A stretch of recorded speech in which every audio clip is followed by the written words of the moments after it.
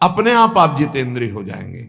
शरीर एक रथ है, बुद्धि इस रथ को चलाने वाला सारथी है, बैठने वाला जीवात्मा है, मन लगाम है, इंद्रियां घोड़े हैं, विचरने की जगह विषय भोग है। ये घोड़े विषय भोग का चारा चरने के लिए जाएंगे। अगर मन रूपी लगाम को बुद्धि रूपी सारथी ने ठीक से खींचा नहीं तो ये खंडक में गिरा देंगे। और गिरे हुए बहुत फंसे हैं, और जीव इतना भोला बन चुका है कि गड्ढे में गिरा है फिर भी वो आनंदित है।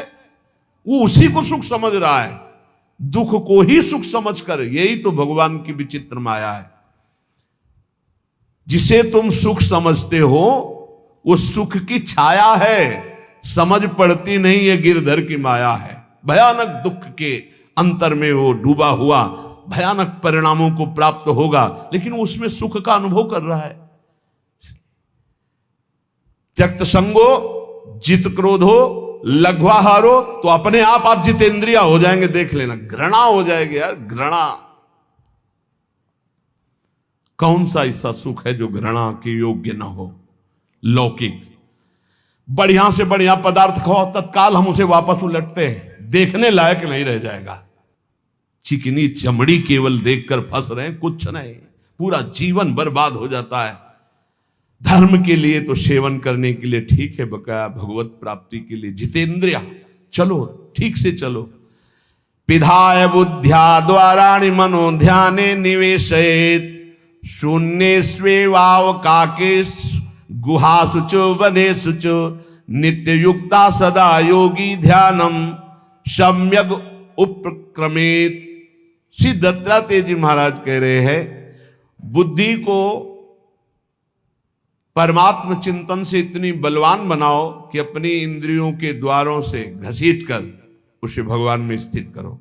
हर इंद्रिय द्वार बंद, अंतर्मुख इंद्रियों को करके परमात्म चिंतन में लग। शून्य स्वेवावकाशेषु, एकांत स्थल में कुछ देर बैठने का अभ्यास करना चाहिए। एकांत सुख मास्यताम, 24 घंटे में 48 मिनट का तो रख ही लो शांत एकांत। अपने कमरे में शयन के समय आधा पौन घंटा अगर आप निकाल पावे, बड़ा आनंद आएगा।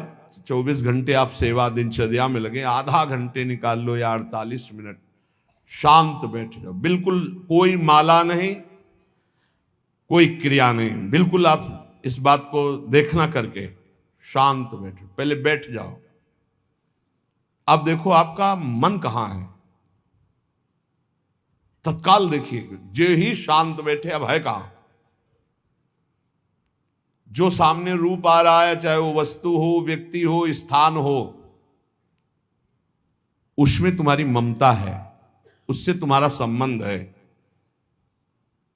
वस्तु, व्यक्ति, स्थान, प्रभु आ रहे हैं कि संसार का कोई वस्तु, व्यक्ति, स्थान आ रहा है?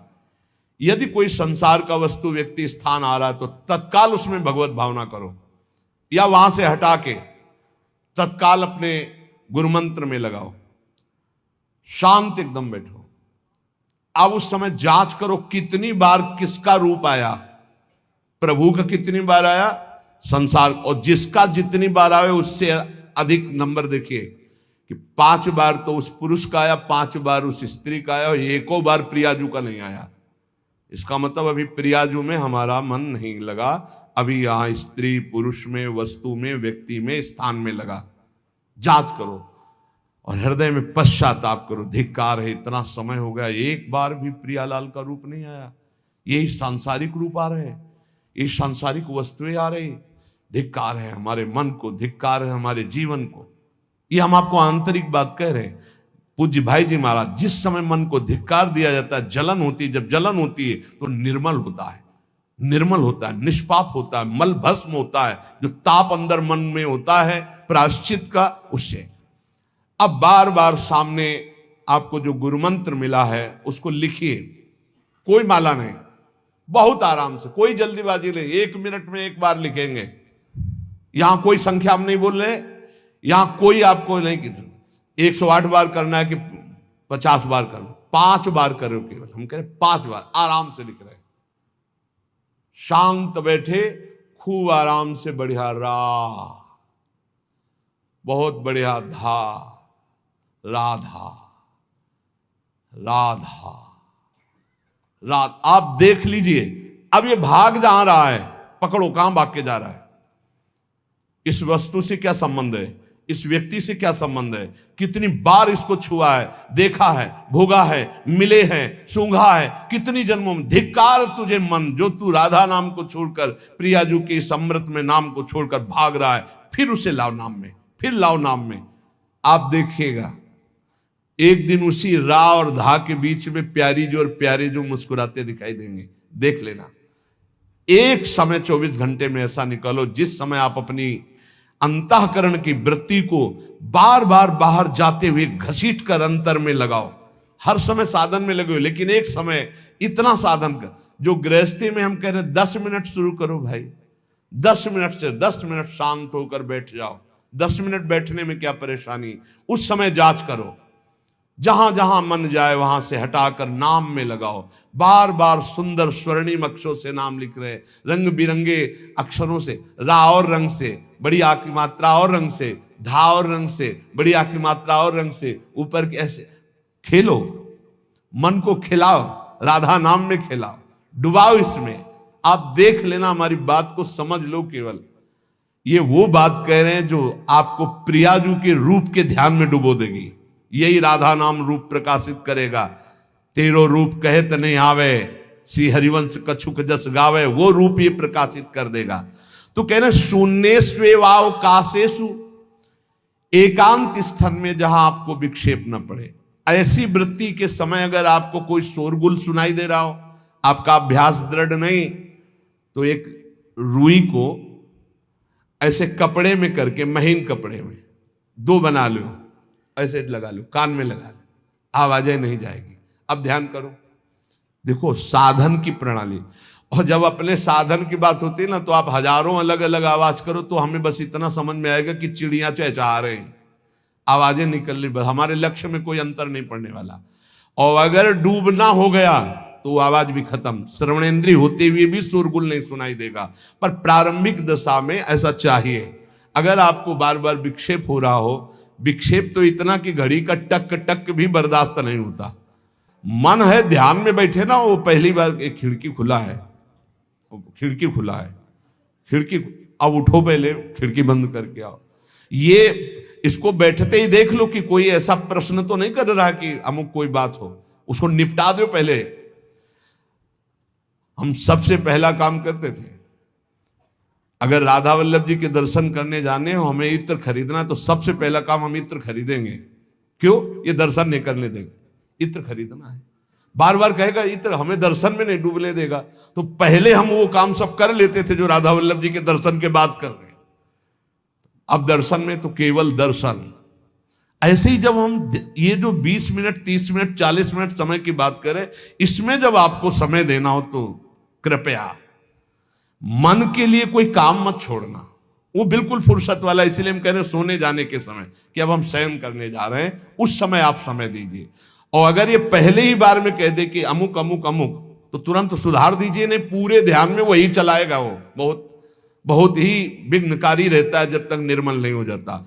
और जिस समय नाम पकड़ने लगता है, हे ऐसा आनंद आता है कि केवल रोने का मन करता है। आप इसको करिएगा जरूर, एकांत स्थल पे करिएगा। और जब ये करने विघ्न करे तो कान में श्रवण होता रहता है शोरगुल। तो ये हमने किया है प्रारंभ में, रुई में ऐसे, और एक महीन कपड़ा का बना के ऊपर कपड़ा से ऐसे और ऐसे खूब ठास के भर ले, अब आवाजें ले जाएगी। अब अंदर राधा राधा राधा आनंद आएगा। ये प्रारंभिक है, ये आगे चल के इनकी जरूरत नहीं पड़ती अंतर्मुख होने पर। तो एकांत स्थल में जब इस तरह से साधना की जाती है तो उपासक का चित्त भगवदाकार होने लगता है। कह रहे हैं वही सच्चा सन्यासी है। वाग्दंड कर्मदंडश्च मनोदंडश्च ते त्रयः यस्यैते नियता दंडा सत्यदंडी महायति। श्री दत्तात्रेय जी महाराज कह रहे हैं वाग्दंड, जिसने वाणी को वाग्दंड मौन में स्थित कर दिया। वाग्दंड यही प्रपंच की वार्ता नहीं बोलनी, भगवद वार्ता केवल बोलनी। वाणी को दंडित करो, ये बहुत चटर चटर प्रपंच की बातें करती, नाम जपने में इसको थकान लगती है, प्रपंच की बातें करने में नहीं। इसलिए इसको मौन के द्वारा वाणी को शासन में रखो, या तो भगवत चर्चा या मौन। दूसरा कर्मदंड, जो सन्यासी होता है वो निष्कर्म अवस्था की तरफ बढ़ता है। प्रापंचिक कर्मों को करते हुए भगवान नाम स्मरण करके यदि कर्म समर्पण कर दिया जाए तो वही गति प्राप्त होती है। ये तो सर्वाणि कर्माणि मयि सन्न्यस्य मत्पराः, प्रापंचिक कर्म है, व्यापार, नौकरी आदि नाना प्रकार के। लेकिन इन कर्मों को भगवत स्मरण करते हुए किया जाए, भगवत समर्पित कर दिया तो वही गति प्राप्त होती है जो निष्कर्म अवस्था को प्राप्त सन्यासी की होती है। 3 दंड होते हैं, वागदंड और एक होता है कर्मदंड, शरीर को निश्चेष्ट रखना, निष्क्रिय रखना, और मनोदंड, मन को निसंकल्पित रखना, कोई संकल्प न बनना। इसे संन्यास भाव को प्राप्त महापुरुष की अवधूत स्थिति तक पहुंचने का यह रास्ता है। वागदंड, कर्मदंड, मनोदंड, वाणी को मौन के द्वारा, शरीर को निश्चेष्टता के द्वारा निष्कर्म स्थिति के लिए, और मन को निसंकल्पता के द्वारा, कोई संकल्प न बनावे, ऐसा का ऐसा, ऐसा नहीं, जैसा प्रभु जब चाहे जैसा, हमारा कोई संकल्प विकल्प नहीं। वाणी से भगवत चर्चा, शरीर से भागवतिक कर्म, नहीं तो सांसारिक विरत बहुकर्मा, निरत निरंतर सज्जन धर्मा। अब एक परम धर्म की बात का वर्णन कर रहे हैं। गृहस्थ धर्म में जैसे है, या जिनके पास बहुत अर्थव्यवस्था है, उनको चाहिए कि गौ सेवा से बहुत जल्दी शरीर पवित्र होता है, हृदय भी पवित्र होता है, और गोविंद भी प्रसन्न होते हैं। यदि गावः प्रदक्षिणीर कार्या वंदनीया ही नित्यशः मंगलायतनम दिव्याः श्रेष्ठास्त्वेता स्वयंभुवा। यदि गाय घर में पाली जाए या गौशाला खोली जाए और गौओं की सेवा की जाए, जिनके पास अर्थ है, भाव है, भगवान स्वयं श्री कृष्णचंद्र जी ने गौ सेवा स्वीकार की, गौवें चराई। गौओं की परिक्रमा करने से, जैसे आप प्रभु के बिहारी जी के मंदिर की 4 परिक्रमा करें तो जो फल आपको मिलेगा, वही गाय की 4 परिक्रमा कर लें तो आपको प्राप्त हो जाएगा। गौ की प्रदक्षिणा से, गावः प्रदक्षिणी कार्या वंदनीया ही नित्यशः, जो रोज गाय को प्रणाम करता है और गाय की प्रदक्षिणा करता है तो भगवत प्रदक्षिणा का उसे फल प्राप्त होता है। जहां गौएं विराजमान होती हैं वो बड़ा पवित्र दिव्य तीर्थ स्थल माना जाता है। गौएं जहां विराजमान रहती, गौशाला में भजन करे तो कई गुना बढ़कर के प्राप्त होता है। स्वयं ब्रह्मा जी ने गौओं को दिव्य गुणों से विभूषित बनाया है। अप्यागाराणि विप्राणाम देवतायतनानि च यद गोमयेन शुद्ध्यंतिम किम ब्रूमो हृदिकम ततः। गाय के गोबर से जहां लेपा जाता है, वहां जिस देवता का आवाहन करोगे वही देवता आकर विराजमान हो जाएगा। अपवित्र भूमि में भी यदि गाय के गोबर का लेप कर दिया जाए तो परम पवित्र मानी जाती है।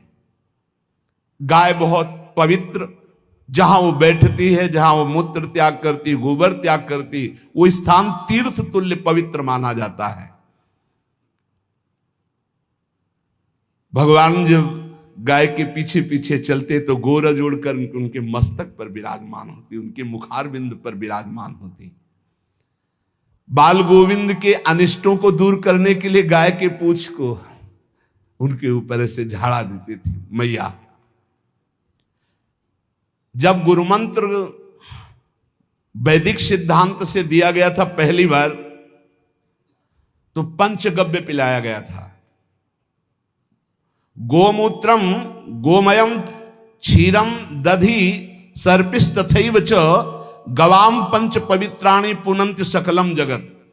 कितना भी बड़ा पापी हो, अगर पंचगव्य पिलाया जाए तो वो वैदिक मंत्रों को स्वीकार करने लायक हो जाता है, पवित्र हो जाता है।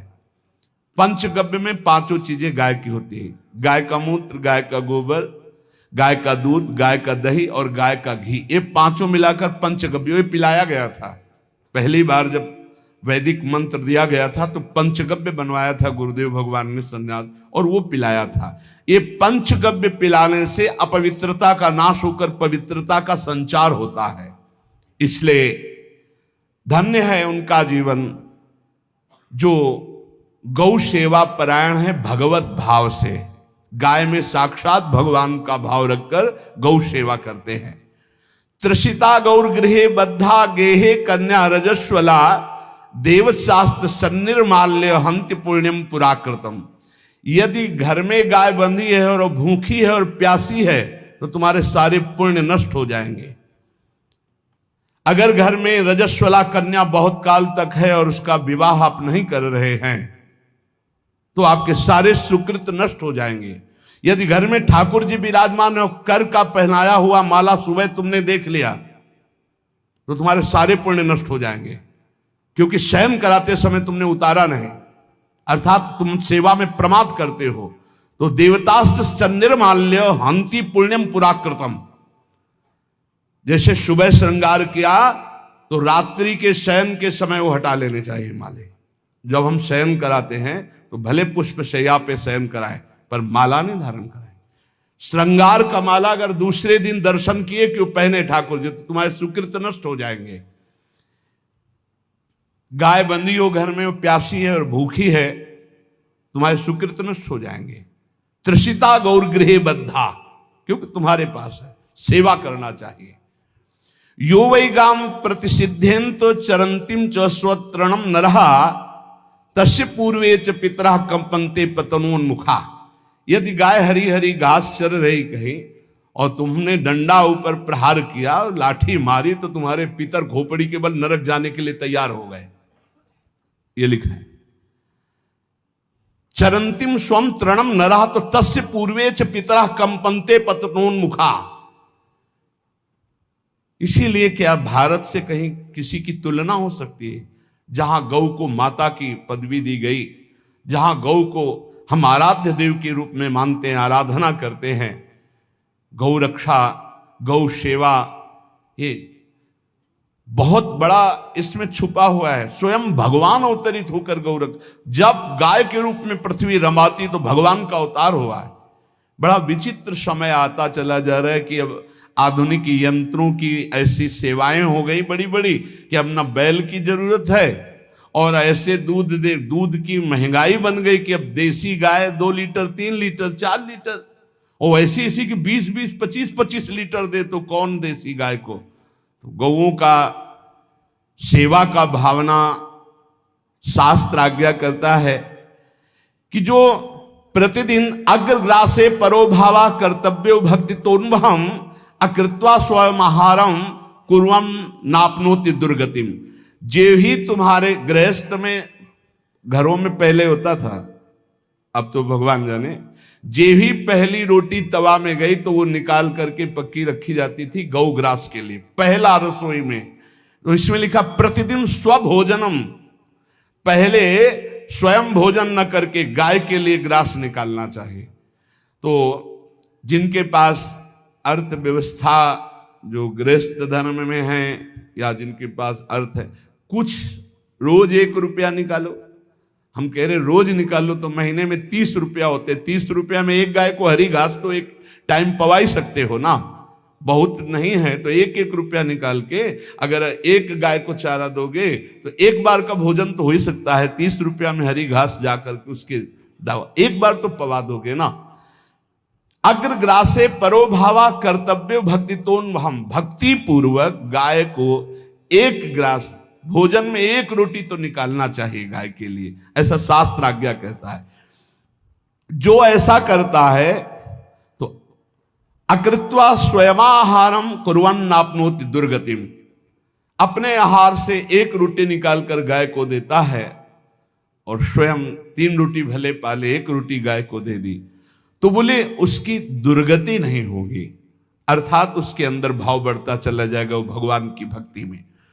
और तेनाग्नयो हुता सम्यक पितरश्चापि तर्पिताः देवास्त्र पूजितास्ते न यो ददात गवान्हिकम, जो प्रतिदिन गौग्रास निकालता है, अर्पित करता है, तो उसको अग्निहोत्र करने का फल मिलता है, उसके पितरों को तृप्ति मिलती है और समस्त देवताओं के पूजन का फल मिल जाता है जो गौग्रास निकालता है। यो वै ताड्यते यष्ट्याधेनुम मर्त्यो विमूढ़धि, जो मूर्ख मनुष्य, जैसे अब गाय दूध नहीं दे रही, मार डंडे डंडे मार रहे हैं, इंजेक्शन लगा रहे हैं, ऐसे वैसे कर रहे हैं, उसको ताड़ना दे रहे हैं, तो बोले जो मूढ़ बुद्धि मूर्ख मनुष्य, यो वै ताड़ते यष्ट्याधेनुम मर्त्यो विमूढ़धि, वो गाय को लाठी से मारता है, डंडे से मारता है, हाथों से मारता है, तो धर्मराजस्य नगरेशा याति करवर्जिताहा, धर्मराज जी पहले अपने नरक में ले जा करके उसके कहते थोड़े थोड़े तिल तिल करके पहले इसके हाथ काटो, मरना है नहीं वहां, अब आराम आराम से थोड़े थोड़े पहले हाथ वर्जिताहा, इन्हीं हाथों से गाय को मारा था ना, तो ऐसे थोड़ा थोड़ा काटा जाता है उसके हाथ, कर वर्जिताहा, उसके दोनों हाथ काट करके थोड़े थोड़े। यो वै दंसान वार्यति तस्य पूर्वे कृतार्थ काहा, नृत्यंत सवादिस्मास्तरिष्यति भाग्यवान, जो गौ के शरीर को स्नान कराता है, गौ के शरीर को कीट आदि से मच्छर आदि से रक्षा करता है, और खूब अच्छा अच्छा पदार्थ गौ को, केवल दूध के लोभ से नहीं, ये हम गौ सेवा की बात कर रहे हैं, ये कि नहीं वहां 10 लीटर दूध देती तो हाथ फेरो, जब दूध नहीं देती है तो चारा भी ठीक से नहीं दे रहे, और उसके ये स्वार्थी हो, गौ सेवा का बात नहीं, वो दूध का लोभी केवल व्यापार की बात करता है। गौ सेवा का तात्पर्य है गौ सेवा, केवल खूब बछड़े को पिला दिया प्रसाद रूप से, जो दूध मिला उसका अपने सेवन की, वो बात तो अलग है। अब बछड़े को तो जरा सा केवल पिन्हाने के लिए कर दिया और खूब सारा दूध लीटर में नाप करके जा रहा है, और उस समय तक तो खवाओ पियाओगे ही खूब अच्छे से, इसके बाद जब दूध देना बंद किया तो उसका आदर सत्कार खत्म, खोल के बाहर ऐसे वो प्लास्टिक खाते घूम रही है, तो ये गौ सेवा नहीं मानी जाएगी, वो स्वार्थ पूर्ति मानी जाएगी। जो सदैव गौ सेवा करता है, उसके डांस मच्छर हटाता है, स्नान कराता है, पीठ में हाथ फेरता है, उसके पूर्वज जो पितर होते हैं वो नाच पड़ते हैं, उनका मंगल होना शुरू हो जाता है कि हमारे वंश में गौ सेवक पैदा हुआ, बड़ा भाग्यवान है, और वो गौ के द्वारा हमें तार देगा, ऐसा भाव। गौ सेवा हमारे सनातन धर्म में बहुत बड़ा स्थान गौ सेवा का है। पर एक बात ध्यान रखें, इन सब सेवा का फल है भगवान के चिंतन में निरंतर वृत्ति डूब जाए, हमारी एक एक वृत्ति एक एक क्षण भगवान के चिंतन में डूब जाए। अगर नहीं तो हम आपको उत्तर दे रहे हैं। कल प्रश्न हुआ था कि क्या गौ सेवा के बिना मुक्ति मिल सकती है? क्या महाराज नृग जैसा कोई गौ सेवक हुआ है दानी? भागवत में पढ़ लेना, करोड़ करोड़ गायों को, करोड़ों गौशालाएं थी, एक दो नहीं, इसलिए कह रहे हैं करोड़ों शब्द कि आप उसको कहीं ज्यादा ना समझें। पृथ्वी के कोई भूमि के कण गिन सकता है, बारिश की बूंदे गिन सकता है, लेकिन महाराज नृग की गौएं जितनी दान की गई वो गिनी नहीं जा सकती थी, ऐसा वर्णन आता है। अरबों अर्बुद गौओं की सब स्वर्ण से अभिषिक्त करके ब्राह्मणों को दान करना, इतने बड़े गौ सेवक, इतने बड़े दान करने वाले, एक चूक हो गई, ना दान लेने वाले तपस्वी ब्राह्मण की गाय किसी अन्य ब्राह्मण को दान कर दी, और वो ब्राह्मण ने जब गाय देखी बोली मेरी गाय चुरा ली, बोले महाराज नृग ने दी। महाराज नृग से कहा मेरी गाय है, तो उनका गौशाला में आ गई होगी, आपको 10,000 गौएं देते हैं, आप अपनी गाय। बोले मैं प्रतिग्रह नहीं लेता, जिसने दान लिया था उसने कहा गाय यही लेके जाऊंगा, तो उनका आप गाय छोड़ दीजिए, आपको 10,000 गाय देते। बोले नहीं लूंगा। बस अनजाने के अपराध ने गिरगिट बना दिया था, कुएं का गिरगिट। पर भगवान बड़े कृपालु हैं, गौ सेवक थे, इसलिए गोविंद द्वारिकाधीश जी ने उनका उद्धार किया। सब साधन का फल है अच्युत भावना से युक्त होकर, भगवत भावना से युक्त होकर निरंतर भजन करते हुए सेवा परायण रहो, चराचर जगत की सेवा परायण रहो। भजन करना ही सबसे बड़ा परम धर्म है। हम सब सेवाएं करें जगत की, लेकिन अंदर से राधा राधा राधा, गोविंद गोविंद गोविंद गोविंद, आनंद आ जाएगा। तन से सेवा करो, मन से भगवान के चिंतन, मामुनिस्मर युद्धते, भगवान के चिंतन में रहो। सेवा और व्यापार में अंतर होता है। गौ सेवा के बहाने से धन का जो दान लेना है और उसका अपने में प्रयोग करना, मैं पितरों सहित नरक जाना है, लिख लो। गौ सेवा के बहाने से दान लेना और उसका अपने परिवार के सुख में पैसे का प्रयोग कर देना या अपनी वासनाओं की पूर्ति में लगा देना। आया गौ सेवा के लिए और आप प्रयोग कर रहे हैं गाड़ी घोड़ा नाना प्रकार के सांसारिक भोगों में, तो लिख लो पितर सहित तुम्हारे नरक जाएंगे, क्योंकि गौ सेवा के लिए आया है।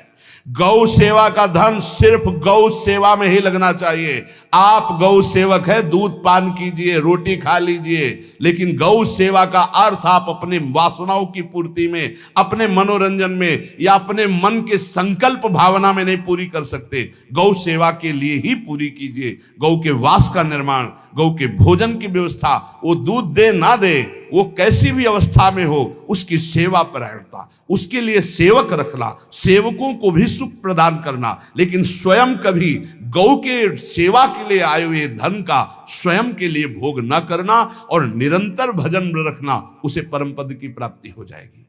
इसलिए हमारे सनातन धर्म में गौ सेवा का विशेष महत्व है और इस महत्व को सबको स्वीकार करना चाहिए। यदि आप गौ पालन स्वयं नहीं कर सकते तो 4 लोग मिलकर के, क्योंकि आज जो गायों की व्यवस्था वो बड़ी दयनीय हो रही है। दयनीय इसलिए हो रही कि दूध की अधिकता के चाह रखने वाले भैंस रखते हैं या विदेशी गाय रखते हैं। अपनी भारतीय जो देसी गाय है वो उतना अधिक नहीं देती कि 40 लीटर 30 लीटर 25 लीटर, बहुत अधिक देगी तो 5 और 8 लीटर। देसी शुद्ध गाय अपनी जो है वो 8-10 लीटर, बहुत जब व्यवस्था हो। नहीं तो अपने गांव में तो देखा है तो 2.5-3 लीटर से ज्यादा नहीं देंगे, 1.5 लीटर इधर 1.5 लीटर उधर, या बहुत हुआ तो 2 लीटर 2 लीटर, पर वो स्वर्णिम दूध होता है। जो दूध की चाह रखने वाले जन थे अब वो गायों को नहीं रखते, देसी गायों को कोई बिरला ही रखता है। अब पहले बैलों की जरूरत होती थी, गाय बछड़ा दिया तो आनंद होता था कि किसानी के काम में। अब तो ट्रैक्टर है तो बैलों की जरूरत नहीं।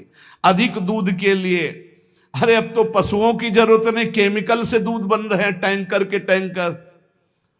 तो फिर हमारी जो गायें हैं उनकी बड़ी दुर्दशा हो रही।